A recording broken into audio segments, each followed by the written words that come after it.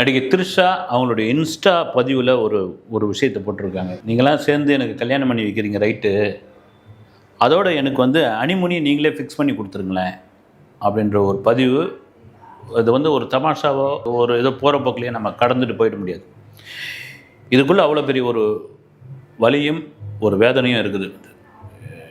த்ரிஷாவுக்கு support பண்ணி பேசுகிறேன், அப்புறம் எதிராக பேசுகிறேன். அதை தாண்டி வந்து ஒரு பெண்ணாக பாருங்கள், வந்து இன்றைக்கி ஒரு 40 வயது கடந்த ஒரு பெண் ஒரு திரைப்படத்துறையில் இருக்காங்க.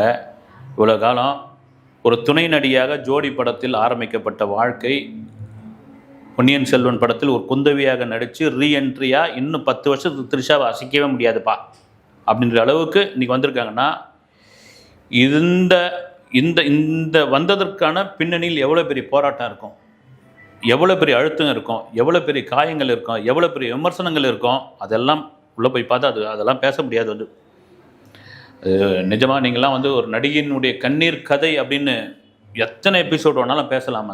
அது நமக்கு பேசுகிறதுக்கான உரிமையும் அவங்களுடைய உத்தரவு இல்லாமல் பேசுகிறதுக்கான உரிமையும் நமக்கு இல்லை.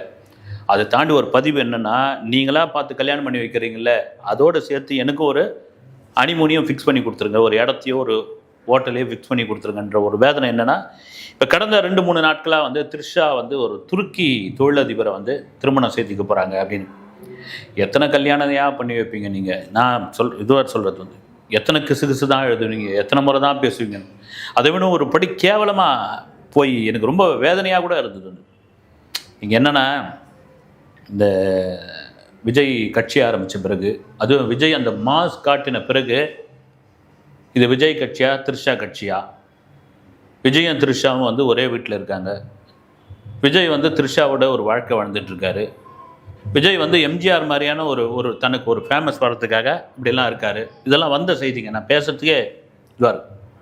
இதெல்லாம் யார் உங்களுக்கு வந்து இதெல்லாம் பேசுகிறதுக்கான உரிமை கொடுத்தது? வந்து ஒரு வேளை இல்லை அப்படின்னா என்ன பண்ணுவீங்க நீங்கள்? வந்து இருக்குன்னு சொல்லிக்கிட்டு இருக்கீங்க. ஒரு வேளை உண்மை இல்லை அப்படின்னா அப்படியே பெண்களுடைய ஆதரவு விஜய் பக்கம் தாங்க போகும். ஏற்கனவே நான் ஒரு வீடியோவில் பேசியிருக்கேன்.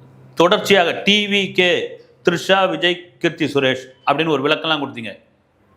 அதுவும் குறிப்பாக பார்த்தீங்கன்னா, ஒரு லிஃப்ட்டில் போகிற மாதிரியான ஒரு ஃபோட்டோவை எடுத்து ஒரு தடவை போட்டு வாங்குன்னு வாங்கியிருந்தீங்க. சரி, அவங்களுடைய வாழ்க்கைக்குள்ளே போய் எட்டி பார்க்கறதுக்கு நீங்கள் யார்?